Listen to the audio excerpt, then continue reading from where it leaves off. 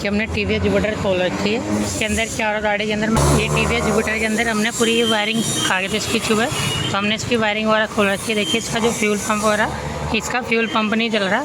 ये देखिए हमने पूरी ये इसकी पूरा ऑपरेशन करा हम खोल खाल के इसका।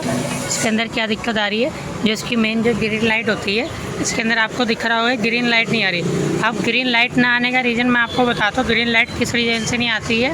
अभी देखिए मैंने पूरी गाड़ी खोल रखी है, अगर आपको दिख रही होगी। इसकी देखिए बहुत जगह से वायरिंग भी कटी पुटी हुई पड़ी है।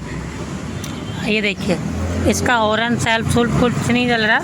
इसका जो ECU है, ECU काम नहीं कर रहा। अभी देखिए इसमें ग्रीन लाइट नहीं आ रही। अब हमने क्या करना है, जो ये सेकंड नंबर की वायर होती है, ये रेड वाली, हमने सबसे पहले इसको चेक करनी है।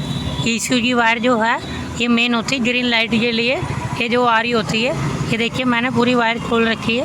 मैं आपको बारी बारी समझाता हूँ। इसके अंदर आप कभी भी फंसे तो आप किस तरीके से चेक कर सकते हैं ग्रीन वायर को। ग्रीन लाइट जब तक नहीं आएगी गाड़ी का हमारी कुछ भी वर्किंग नहीं होगा, गाड़ी स्टार्ट नहीं होगी हमारी। अब किस रीज़न से स्टार्ट नहीं होगी, देखिए जब भी आपके साथ ऐसा कुछ हो तो सबसे पहले आपने ये वाली तार चेक करनी, इसके अंदर 12 वोल्ट आ रहे नहीं आ रहे। फिर उसके बाद अगर आ रहे फिर वापसी बैक सप्लाई आ रही नहीं आ रही, कि जब तक जाके वापसी बैक नहीं आएगी तो गाड़ी में करंट नहीं जाएगा। करंट जाएगा तो गाड़ी जब भी स्टार्ट हो पाएगी हमारी पूरी तरीके से। अब हम इसकी सारी तारें तुरे चेक करके आपको मैं दिखाता हूँ करंट आ रहा नहीं आ रहा 12 वोल्ट का, ये क्या रीज़न है क्या नहीं, सारी मैं आपको भी चेक करके बताता हूँ इसके अंदर क्या हुआ था क्या नहीं। गाड़ी के अंदर बने रहिए हमारे साथ, वीडियो में देखते रहिए।